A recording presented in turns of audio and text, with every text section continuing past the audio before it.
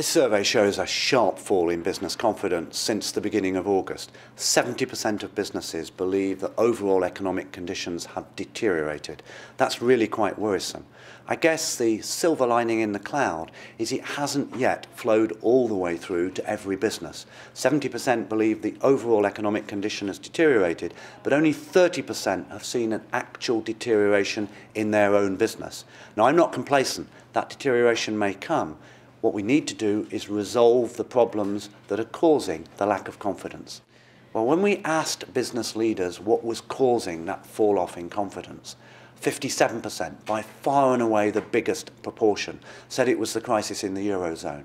So it's political risk which is driving economic uncertainty and causing businesses to hang back, not invest, and not recruit. So we need the eurozone crisis resolved.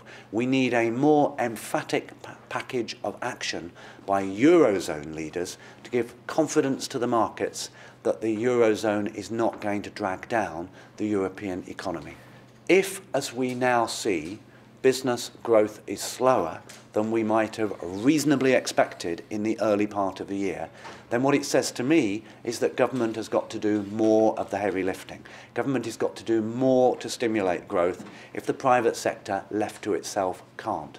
But how can it do that? Because it can't spend money it doesn't have. The CBI does not want any weakening of the deficit reduction programme. This would be damaging to growth in the UK. The only reason we can borrow at close to German borrowing rates is precisely because we have a deficit reduction programme. I want to stick with Plan A. I don't want to move to Plan B. But what I want is to supercharge Plan A. I want it to become a Plan A+.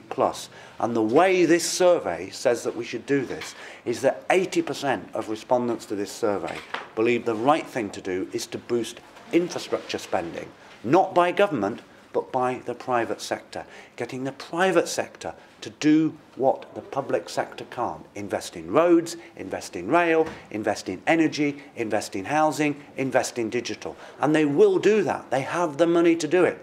But they need the land use planning system, they need market regulation, they need longer franchises, they need the right to charge for road tolling to get an income stream on the back of that investment.